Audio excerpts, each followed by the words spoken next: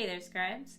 I'm Pika Lee, and I'm crazy excited to talk to you about my ultimate guilty pleasure, Coca-Cola and Hallmark. It has come to my attention that some writers feel Hallmark is just simply too easy or too generic to write.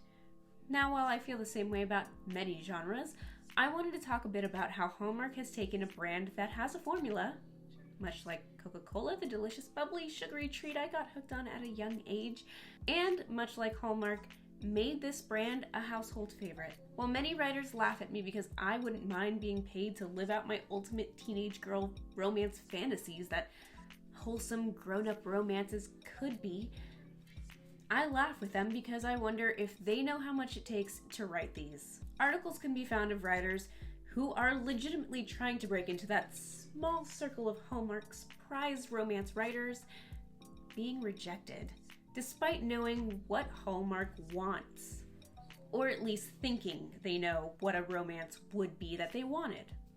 But remember that because it's romance, it's actually heavily focused on character development, which is no easy feat. And while I personally roll my eyes at these people who downplay it while vying for that chance to be a paid writer for one, I have embraced my love of writing them and enjoying the process. When I researched a bit about Hallmark, I discovered the brand has quite a few rules. Here's how Hallmark movies scripts are vetted. There are lots of rules, including a 9-act structure. More on this later. And if you don't follow those rules, there's a writer who makes sure you do. And make sure that there's more Christmas or more romance and more everything you love about a Hallmark movie added into your script. Also, it's wholesome for a reason. No, Hallmark will not be changing their formatting. They have a wholesome story structure that works, and they aren't budging on this. This is what builds their brand, and you must stay on it, or you shouldn't be writing with them in mind. Except in the case of archaic casting choices, but they're working on that, so, just keep changing that. You don't write for Hallmark. You write one for the companies that produce the movies, and they sell it to them. Yeah, that one was kind of a big shocker to me too. I thought they had a whole lineup of romance writers just lying around who could just kind of pop one out kind of like a baby and just hand it over. Apparently, the way that it actually works is that you write your script, you then pass it to a company that majorly produces these films for them, and they sell it to Hallmark. You don't get paid to write one unless you're in that famed circle of writers for Hallmark, or they've chosen you. And sometimes what happens is they take the script that you have written and they use it as a writing sample.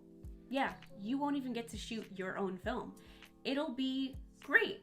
This works for us. Well, you've got the style down.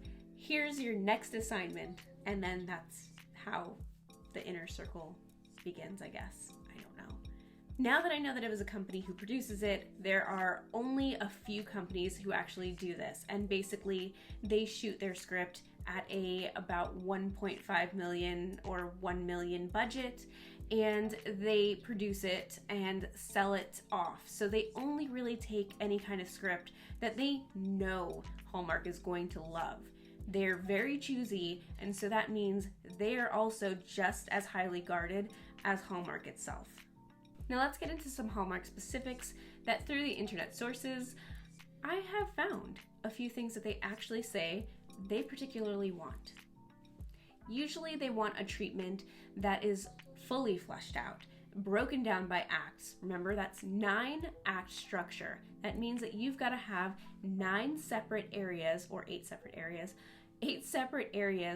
for them to put in their content as far as ads.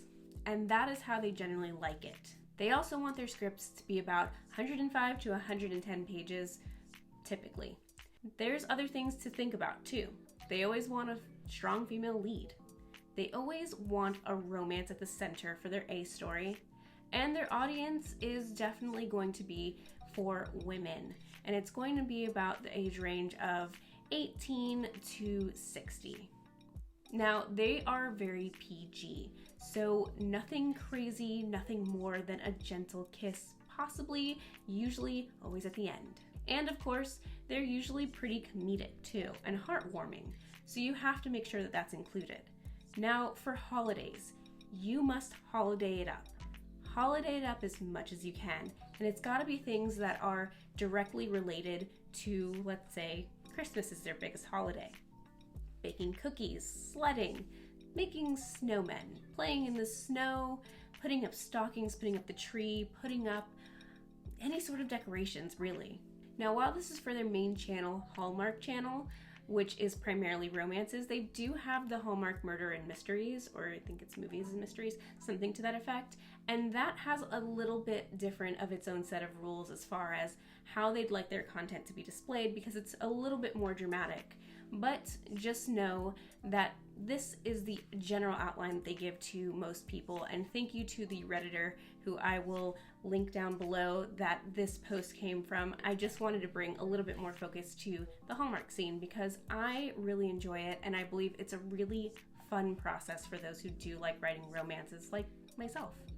And if you want to know a little bit more about the romance writing process and you've got some questions, go ahead and put them down below. And if you are a romance writer yourself, well, talk to me about it. Let me know what you're up to now these days and how you may be turning some tropes on their head. That would be fun to talk about. Anyways, I'll see you guys in the future, and have a good writing sesh.